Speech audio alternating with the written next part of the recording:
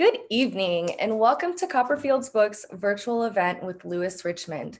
My name is Jamie Madsen and I'm the Marketing and Events Coordinator here at Copperfield's Books, and I will also be your host for the evening. Copperfield's Books has been committed to literature, education, and creating community together since our founding in 1981. I'm thrilled to remind everyone that all 9 of our stores remain open for both inside service and curbside pickup throughout this holiday season. And I also want to take a moment here and thank you all for your continued support through COVID-19. Because of people like you, we are able to offer this free virtual events program. And for that, we at Copperfields are very grateful. So just a couple of housekeeping items before I introduce tonight's author. We will be using the chat box to provide links to view upcoming Copperfield's events, links for purchasing tonight's title, as well as links for purchasing previous works by Lewis. And it will also include my contact details for post-event information. Additionally, the Q&A box will be your go-to tonight with any questions or comments for the speaker. The format will feature between 30 to 45 minutes of speaking and will be followed by a live Q&A. If you look at the bottom of your Zoom screen, you'll see an icon that says Q&A.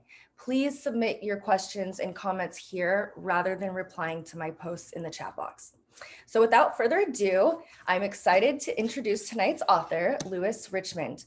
Lewis Richmond has been a meditation teacher, musician, and software entrepreneur.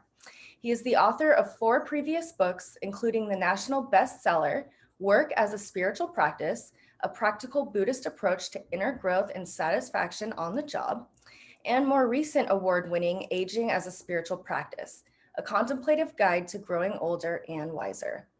In addition to these books, Richmond's essays have appeared in such magazines as Tricycle, The Buddha Dharma, Turning Wheel, and Shambhala's Sun. While in retirement, he remains a musician and composer, an editor, and also a mentor to other authors. So he's here with us this evening to discuss his latest title, Every Breath, New Chances, How to Age with Honor and Dignity, A Guide for Men. So I'm gonna go ahead and hand it off to you, Lewis. I think we're all excited to hear what you've got to say, and why don't you take it away? Thank you very much, Jamie. Hello, everybody. This is a new way for authors to give book readings. This is my first virtual book reading. I've done some webinars, so I know you're all out there, and I'll pretend you're right in front of me, like an old style book reading. Maybe after COVID subsides, we can all go back to that. It's a lot friendlier. So this is my new book, Every Breath, New Chances, How to Age with Honor and Dignity, a Guide for Men. So clearly it's a book about aging for men, specifically, although I've written it in a way that women can get a lot out of it in 2 ways. Women can learn about the men in their lives and what's going on inside of them about aging. And they can also buy the book and give it to the man in their life to peruse. Let me talk a little bit about the title, Every Breath, New Chances. As Jamie said, I have a background as a Buddhist teacher and writer. Buddhism is a lifelong study for me, and all of my books really, in one way or another, come from a Buddhist worldview. And that worldview is expressed in the title, Every Breath, New Chances. That's a teaching of one of my Buddhist teachers. It means just what it says, that no matter how dire our situation might be, no matter how healthy or ill or how young or how old, there's always some new possibility possible. And in fact, in every breath, that's true. As those of you who have ever done Buddhist meditation know the breath is central to Buddhist spiritual practice. And the reason for that is the breath is really the most fundamental and central expression of our being alive. It's also the part of ourselves, the deep part of ourselves that really doesn't age. From your very first breath as a newborn baby to today, no matter how old you might be, your breath has been pretty much the same. And that's actually a clue about the fundamental theme of the book. Yes, it is directed toward men and men-specific issues around aging. So I want to talk a little bit about how I came to write a book for men about aging. My previous book, which came out 8 years ago, Aging as a Spiritual Practice, was more explicitly Buddhist, and it applied many traditional and non-traditional Buddhist practices to the various aspects of aging. And over time, with Amazon reviews and our correspondence, I realized that the majority of the readers for that book were women. If men bought the book, they often said, well, I'm buying it for my mom. My mom will love this book. And as you can see, I'm an older man myself, and I'm going through many of the same issues that as the men I wrote the book for. This is partly a book about my own process. In fact, some of the book is explicitly about some crises that I went through as I was writing the book. As I was writing the book, my wife and I were in the process of selling our house in Mill Valley and moving to the town of Sonoma. It was very, very stressful. For a period of time, we lived in a motel. We were homeless, didn't know what the future would bring. I was spending an enormous amount of money to remodel the house we were selling. At the same time, my sister was dying, and I was on the phone with her, visiting her. So I was going through a life crisis, very much like men in their 60s and 70s go through. So part of the book is letting readers know what I went through as an example of what men who are older do go through.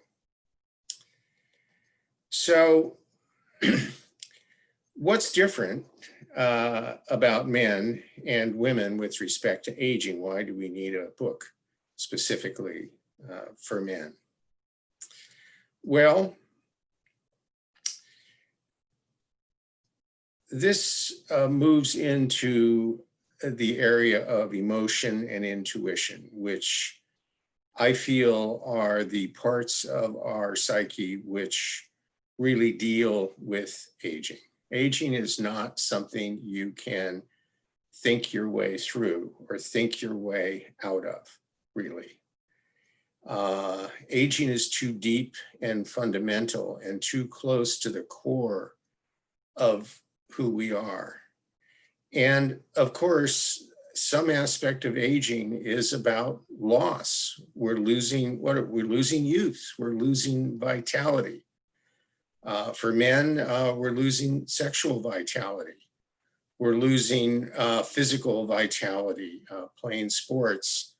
Our knee goes out, we can't play tennis anymore. The losses pile up. And we need resources, deep inner resources, to deal with those losses realistically and wholesomely, and not deny them, not pretend they're not there. So one of the purposes of the book is to give men tools and resources to tune in to their emotional and intuitive being. There's been a lot of research about intuition in the last 20 years. It used to be thought that somehow intuition was a women's thing. There's the phrase women's intuition. I think it's a phrase that men thought up. Turns out there is no women's intuition. Intuition is equally the same in men and women. However, women are more tune into their intuition more readily, maybe because of the way they're socialized or the way that they interact with each other than men.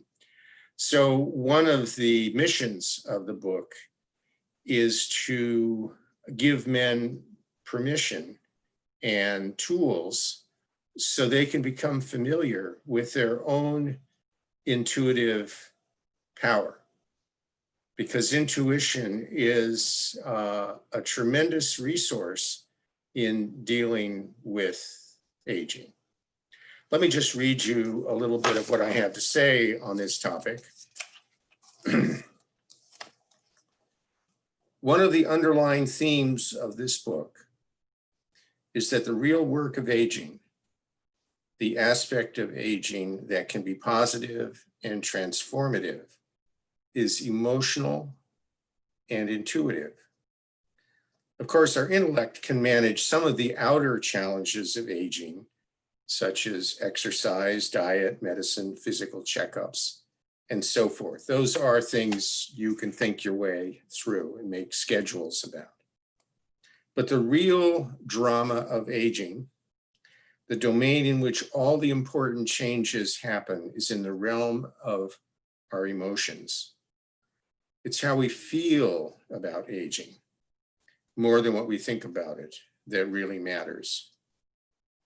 That said, it is sometimes hard for us men to access how we really feel about things.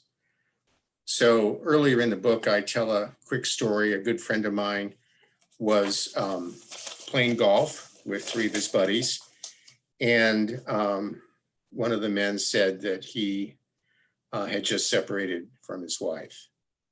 And my friend said to the man, his name was Al, well, Al, how do you feel about that?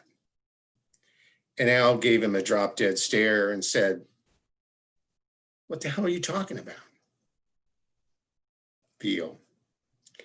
Now, of course, he knew what feel meant. What he's really saying is, I'm not going to get into that. I'm not going there. I'm not going to tell you how I feel. I don't even know how I feel. So that would be maybe a stereotypical example of a man who is not comfortable in the realm of feeling. So some of this may be partly due to the socialization that we men who grew up in the 50s and maybe early 60s received. In those days, there was a kind of what's often called a boy code. You couldn't show weakness. Boys don't cry. Are you a whiner or a winner? Suck it up. These are phrases that, for those of you who are men in the audience, I'm sure you remember hearing that over and over from your father, from guys on the playing fields, from coaches. That was how we were brought up. And remember, our fathers fought in World War II or the Korean War. They had the mentality of a warrior, and they passed that along to us. So this is new and maybe uncomfortable territory for a lot of men. But if you're going to deal realistically with the passing of years and the weakening, to use a word that we men are not very comfortable with, weak, you know, in many ways, as you get older, you get weaker. Not entirely. I point out many aspects of of older people that actually get stronger. But in many ways, the ways that matter to us superficially, like our physical being and our energy, we feel weaker. And being weak is one of those things we were raised not to be as men. Men are strong, they're not weak. So I wanted to also read a little bit about intuition. Intuition is a more common way of expressing that, particularly for men, is a hunch or a gut feel. In business, and I have been in a business owner, you hear in the business world that somebody's a gut player. They're a gut player. That means they go with their hunches. They have a kind of a gut feel about what to do. Actually, intuition is a very important skill in business. Knowing whom to trust, knowing what to buy and what not to buy, what to invest in, and so forth. Let me just read a little bit of what I have to say about intuition. We have various names for intuition, such as hunch, guess, or gut feeling. Sometimes we personalize an intuition by calling it lady luck. Again, we're ascribing intuition to the female side, which is not really true. In business and politics, people speak of a man as a gut player. Actually, intuition is simply a core faculty of the human mind, one that we use all the time.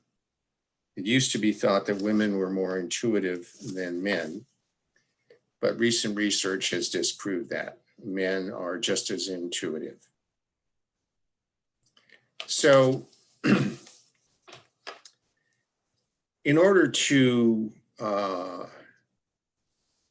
as you read the book as a man or as a woman in relationship with a man, in order for you to become comfortable with this realm of emotion and intuition, I've created, I wouldn't say invented exactly, but I've created a contemplative exercise I call deep mind reflection. This is a key feature of the book. Every chapter has a deep mind reflection. So what does that mean? A deep mind reflection is not exactly meditation. I wouldn't call it that. It's more of a reverie, or we might say a visualization. And what it really is a way to quiet your intellect, quiet your thinking mind, so that you can tune in to the power of your intuition. So I'm not going to have time to actually take you through a full deep mind reflection, but the deep mind reflection is based on two main focuses. One is a word, which I call a keyword, and the other is a key image or a picture. Why that's important is because intuition is like dreaming. The language of intuition is visual. It's not a verbal. So, for example, I have the first deep mind reflection I have is a reflection on the word aging. Aging is the key word. So I have the reader simply sit quietly and tune in to this word, aging. You can silently repeat to yourself, aging, aging, aging. You know, if you take a word like that and just repeat it a few times, it changes. It isn't so much a carrier of meaning as a sound. And when that shift happens, that means intuition is picking it up, aging. And a whole range of feelings start to arise around the word and pictures. So I encourage the reader to open your mind up to a picture that would go along with the word aging. It can be anything. Typically, you want it to be the first thing that comes into your mind. Aging. And I give the example for me, the first time I did it for myself, this is what came to mind, my white hair that I see in the mirror every morning. I used to tell myself it was gray, mostly gray. And then the man who cuts my hair said, you know, Lou, it's white. It really is white. He showed me the hair on the floor, but he cut and it was white hair. It's still kind of a shock, you know. We think of ourselves as younger. I think of myself as a younger man, but when I picture that white hair, I know I'm not. And so that's, and then you take the key word and the key image and you stay with it and let intuition change it for you. The word will change all on its own and the image will change. And it's like an inner cinema, an inner movie of intuitive responses to the word you've brought up. And the other thing I'll say about intuition is there to help you. Intuition is a helpful quality. It's always waiting to help you. Intuition will never betray you. Intuition is a very old faculty that originally was there to keep you alive, to get you running up a tree if you hear something that might sound like a lion. You get to the tree. Intuition saves you. So intuition can bring you into the treasures that exist in your inner life, which all of us, and particularly men, may not be aware of.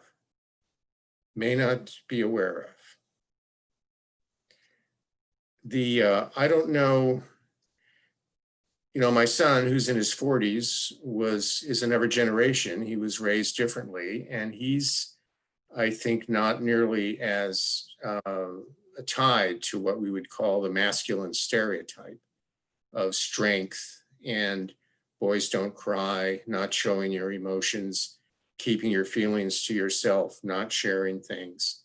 But that's who we are as older men. And these deep mind reflections are ways to slowly work through that and work around that so that we can be comfortable being vulnerable. I like to say that if I had to summarize the message of the book in a few words, I would say, vulnerability is strength.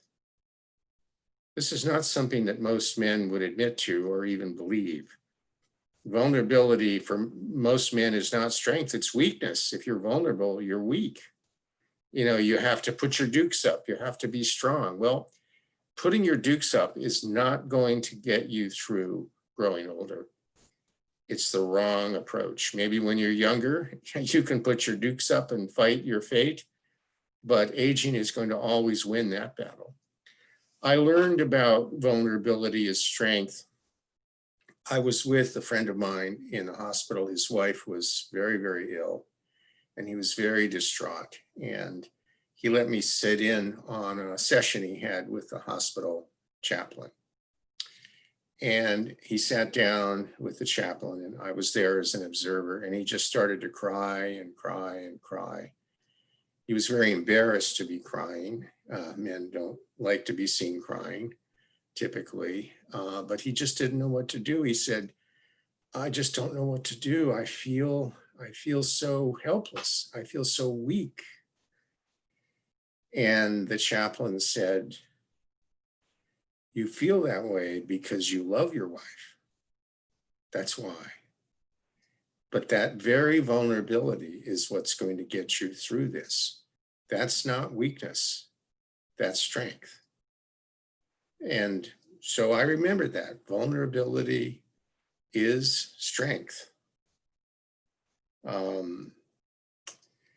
So let me just take you through the different chapters in the book so you'll get a sense of what I cover. The first chapter is really about all the things I've just discussed, and it describes the practice of deep mind reflection. It describes the value and importance of intuition and emotion. There's a chapter I call virility and power. Men seem to be hardwired for power, for strength and power. And it's mostly unconscious. To some extent, it's inborn, it's genetic maybe, but a lot of it is learned. And when you're young and you're up and coming and you're working on your career and the things that you want to succeed at in life, there may be good value to that. But by definition, almost, as you grow older, virility and power begin to fade away. And some other kind of quality comes forward. So if your identity is tied to feeling virile and masculine and attractive and powerful, you're not going to be happy as you get older. You need to bend like a willow tree, not be strong like an oak tree. So, and then I follow that on with a chapter about, as I discussed, the masculine stereotype, the way we were raised to be strong men, the strong, silent Gary Cooper type man. I know that these days that's changed enormously. We have very different experiences and socialization for boys and men, but that's who we were and are. So I go through, I have a chapter on the different decades of aging because each one has a particular quality. By decades, I mean your 50s, in your 50s, in your 60s, in your 70s, in your 80s. I have a lot of stories and interviews I did with men in various situations and at various ages. And it's interesting to realize, sort of place yourself in which decade you're in and what are their particular qualities of the decade you're in. I'm in my 70s now, so I'm in the 70s decade. And that happens to be the decade where you start to lose a lot of energy. You have to take naps during the day. I take a nap after lunch every day.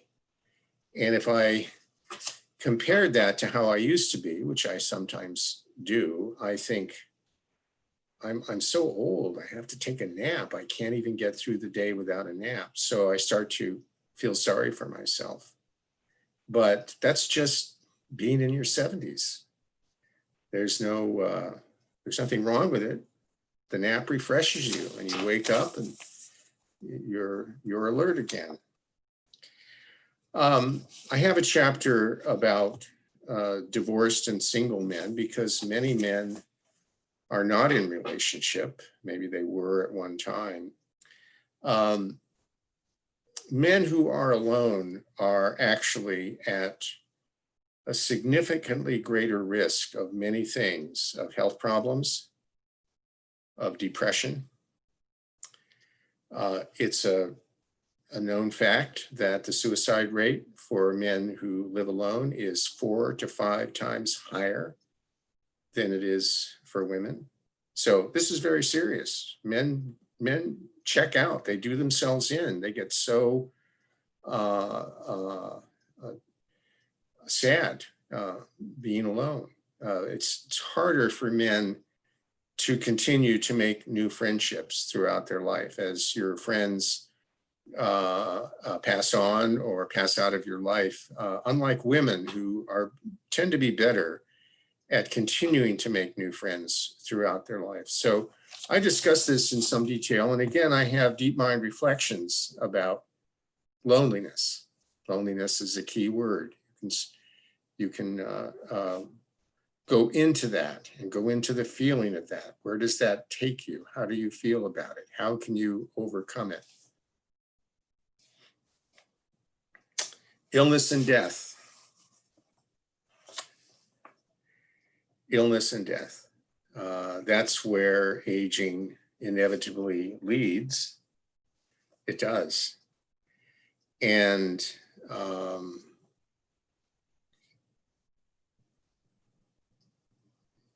it's very important. And again, I bring forward my Buddhist worldview to realize this is not some terrible thing, some horrible cosmic joke.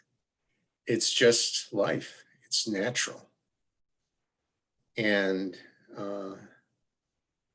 we need to, as men particularly, we need to, first of all, take as good care of ourselves as we can. A lot of the denial about illness means that we make bad lifestyle choices. We drink too much, we eat too much, we put on too much weight. We go to the doctor and he tells us our blood pressure is too high, and we get angry. We say, well, I don't want to hear about that. No, getting angry is not the way to go. You need to take charge of the inevitability of illness and realize that it's actually not inevitable. One of the tremendous gifts of our time, although COVID has put a tremendous wrinkle in this, at least for now, is that we are all living, at least in the first world, in the developed countries, we're living so much longer.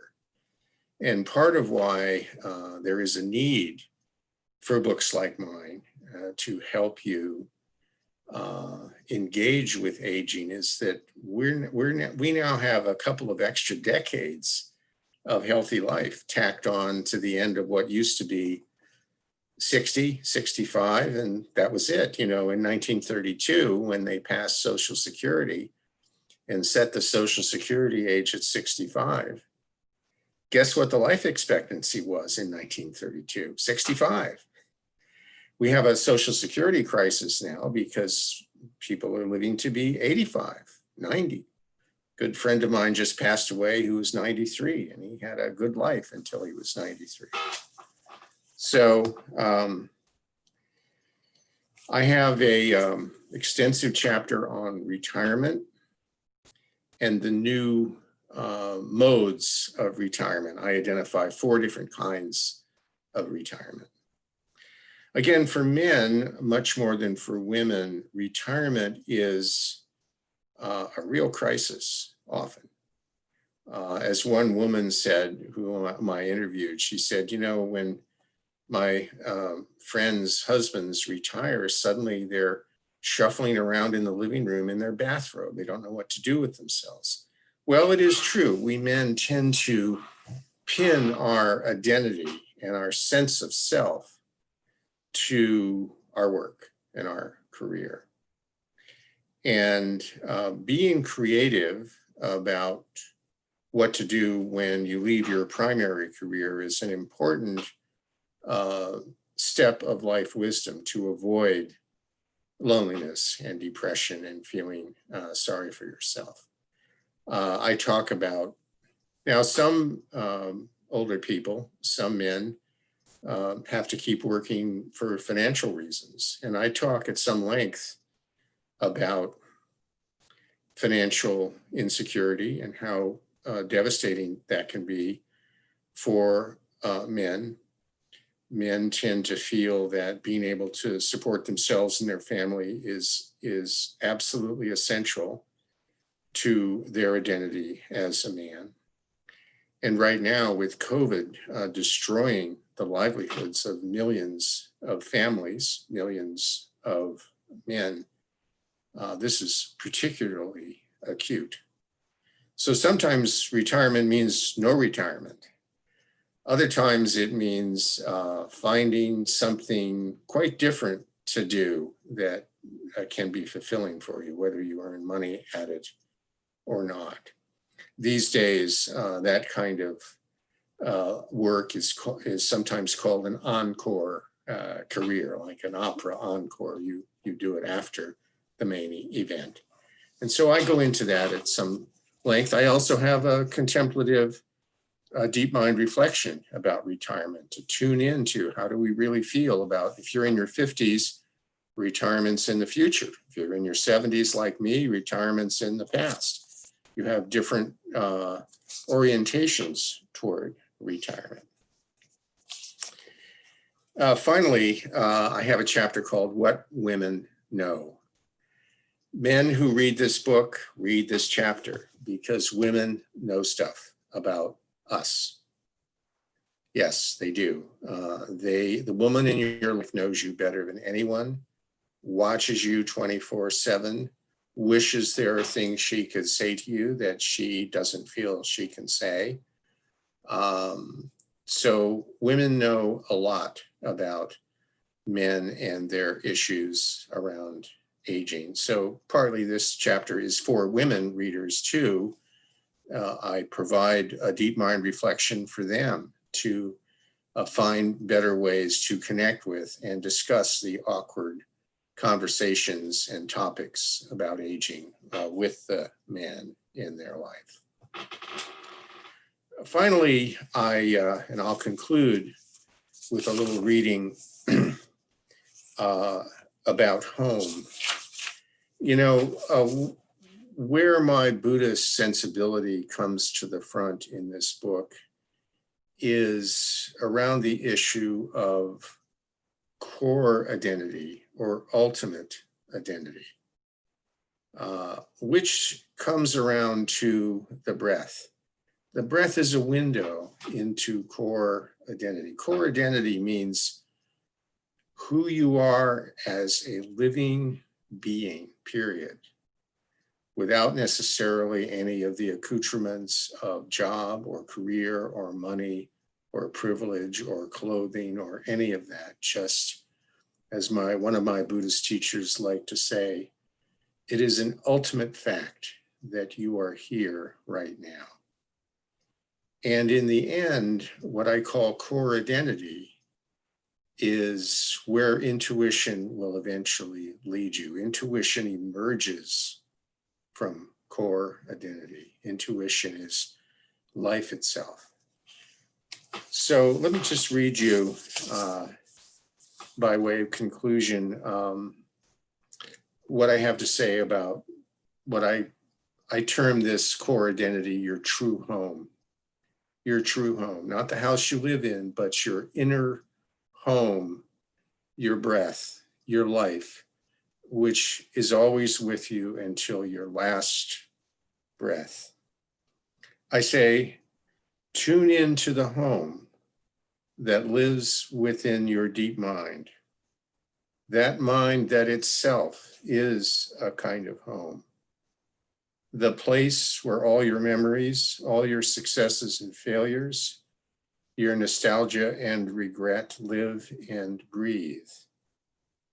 If you find that this is a place of comfort and safety, then you are living with a deep acceptance of your life. Things may or may not have gone well in the full span of your life. Things may not be going well now. There may be trenchant worries and chronic concerns, but when you bring them home, when you embrace them from within your inner home, you can say to yourself, I'm okay with all of this. I can go on. The age you are and the age you will be a year or two on is part and parcel of this home. The people you love and who love you inhabit your home. The larger world has many problems, like COVID. Maybe some of them keep you up at night, as they do me. Our town, our state, and our country are part of our home. The earth is our largest shared home. We are all aging in it and on it, every one of us, not just us human beings, but all living things. Aging is just what life does. And whatever happens tomorrow, next month, or next year, today we are all home together. As your reflection into home comes to an end and dissipates into thin air, my wish for you is to continue aging well and to continue to grow and prosper into the time and place of your true, authentic home. So with that, I conclude my presentation. I'm eager to interact with each of you and answer your questions and engage with you. So let's move on to that part of the presentation. Thank you so much for that, Louis. That was really fascinating. To all of you with questions or comments, I know you were listening really well, but go ahead and submit some questions under the Q&A icon. We have time for them. So let me start with one from Virginia. She's wondering, or her question is, I'm a woman in my 60s. It's very frustrating to see the online dating sites where men my age are only interested in women 5 to 10, even 20 years younger than themselves. Is this their way of denying their own age? Yes. Good question. I have a very good friend, Peter Coyote, who the actor who wrote the foreword to the book, and you can read the foreword, it's wonderful. And Peter says, when you see a man arm in arm with a woman 25 years their junior, his insecurities are right there for all to see. In other words, it's not that different than a man who, and I have friends in their 60s who do a 50-mile bike ride with a bunch of 25-year-olds, hit a bump, go over the handlebars, fracture their skull or break a collarbone. In other words, these are men who, this is one of their strategies to pretend that they're not aging. As a woman in your 60s, I'm sure you have a tremendous amount to offer men your age. And I know nothing. I've been married to the same woman for 53 years. So absolutely nothing about dating sites for seniors, but good luck. Maybe there'll be a man out there who doesn't need a young woman on his arm to feel like a man anymore. And that's the man you should look for. Thanks for that. Another question, and kind of the last question we have right now, so go ahead and get those out there while you can, is from Julia. She's wondering if you can discuss retirement and the different kinds of retirement. Transition to retirement is difficult for so many people, men, and also financially unavailable to some. Well, I think the last part of the question is the key to it all, money. We don't live in a society that has created a broad-based system of security for older people. I have a story of in the book of a man who seemed to be in his 60s working as a barista in Starbucks. And I walked up to him and I said, naively, I said, "Are you the manager?" Because he was the oldest person there. And he said, "No, I'm just a barista." He said, "Who can live on Social Security?" So he had to have that job. And I'm sure it was very hard on him, be on his feet all day. So to some extent, how you retire depends on your finances. And with COVID rampaging through the whole society, I don't think we've yet come to terms with the full financial implications of what COVID has done to so many families, so many breadwinners, so many wage earners. But we're going to have to deal with it. And if you're lucky enough, or you've been able to be in a high earning profession, actually they're saying that one of the things COVID is bringing out is it's bringing out more and more disparity between the haves and the have-nots, those that are investors, those that are invested in the stock market, which bizarrely is at an all-time high. Right. But of course, the companies in the stock market are invested in the whole world, not just America. If you can work from home, like my son does, like I do, then you have lots of options for retirement. My retirement is very comfortable, but as Jamie said in the introduction, I own my own software company. I was a small business owner. I was fortunate financially. I owned a business, and I have investments, and so my retirement is pleasant. I can go back to my music, which has been an avocation all my life, and enjoy things. The middle ground for many men I've talked to, high achieving men who, let's say they're accountants or they've been doctors or something like that, is some kind of volunteering or using their life skills in a more donative way to help other people. I'm hopeful that as we come out of this COVID crisis, that those people who have been fortunate enough to still have some kind of financial security can set aside some of their own comfort and help those who need help, because we're going to really have to work hard. I wrote the book before COVID hit. There's only a couple of little references. So if COVID had been in the game when I wrote the book, I would have written a lot more about this. And I think my section on retirement would have included the stuff I'm talking about now. So each of you has your own issues, good or bad, with retirement, and some of you cannot retire comfortably. Some of you cannot retire at all. And that's just how it's going to have to be. I think that somehow we're going to all have to come back together and help each other through this. We're in the crisis part of it now, but the aftermath is going to be take a long time.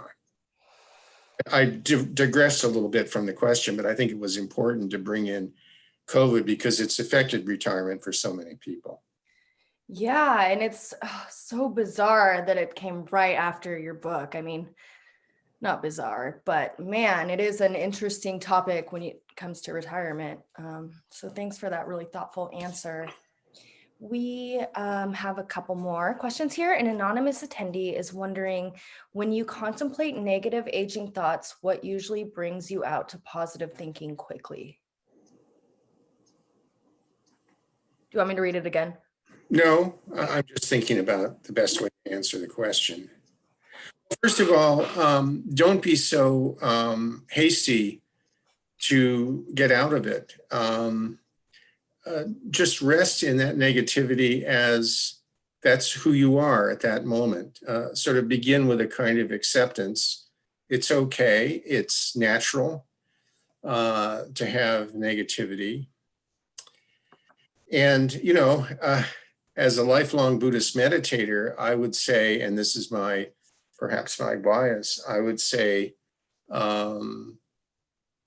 becoming aware of your breath, your life, the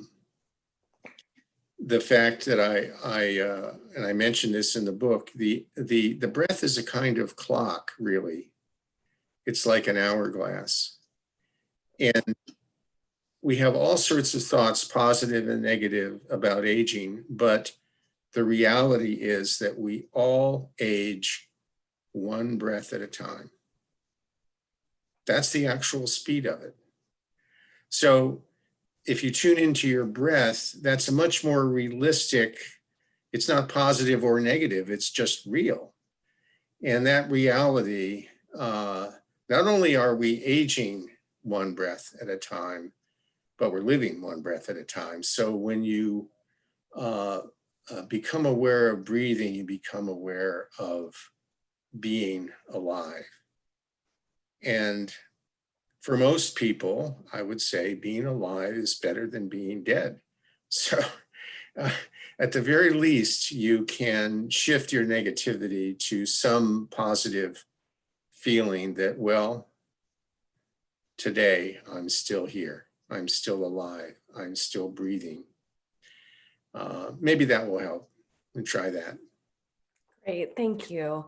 Our last question here. I'm 81, he's 83. I have to walk on tiptoes nonstop. I feel like I'm the target for his frustration. I wish I could share some of my unease with my own losses, but it's not possible. Not many questions because we're all so interested in what you have to say. Maybe that was more of a comment, but do you have any tips? It is a question, really. Yeah. Look, you have a lot of company, a lot of older couples. This is how it is. I've interviewed some of them. Some of their comments are in the book. Women often do say this: I have to walk on eggshells. I can't talk about X, Y, or Z. He gets angry with me. He doesn't want to hear about it. I'm thinking ahead to where we're going to be in 5 years. This house won't work because we have stairs. I'm planning ahead, but he doesn't want to talk about it, on and on and on. I mean, this is part of the reason I wrote the book, and I didn't write it just for men. I wrote it for older women like you. And I think, of course, I'd be happy if you did buy my book. That's what authors like. But I also think there may be some things in the book for you that might give you some clues about little things, little ways to edge into, or at the very least, you can understand where all this resistance and denial and irritability in your husband is coming from. Yes, it's very uncomfortable, but there's a reason why he's that way. And there may be a way through it. I can't speak for you. I don't know your situation, but to quote an old psychiatrist friend of mine, he said the best piece of advice he always gives his clients is, there's always something you can do. Always something you can do. So I leave that thought with you. There may be something you can do that you haven't thought of. Good luck. That was a really, really great chat and really thought-provoking answers. I'm sure everyone appreciates it. And for all of you who are so busy watching, don't worry about all the stuff in the chat. I will be sending around an email tomorrow with a link to the recording, links to purchase tonight's title, as well as previous books by Lewis. And we'll also include his website. So be on the lookout for that. It's coming tomorrow. And Lewis, thank you so much for spending your night with us. Any last thoughts or comments you want before wrapping it up here? Well, yes, I would like to say, you're watching a presentation of Copperfield's books. They're a bookstore. They sell books. So if you're going to buy my book, buy it from Copperfield's. I'm to sell it to you. And, Jamie's going to give you all the resources to do that. Yes, you could go click on Amazon and it's there, but, let's support our local independent bookstores. Copperfield's is one of the most successful in the Bay Area. Oh, Great. They have a great footprint in many cities. And I've read in Copperfield's bookstores for pretty much all my books.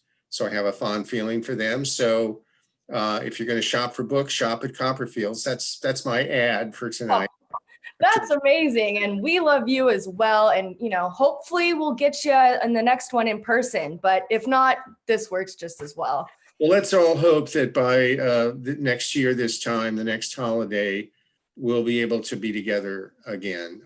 Things do look very hopeful in certain ways. We're also going to have a lot of repair work to do. So let's all gear up for that. And thank you all for, I can't see you, it's all virtual, but thank you for listening and have a good evening. Great. And with that, we will see you next time. Okay, good night. Good night.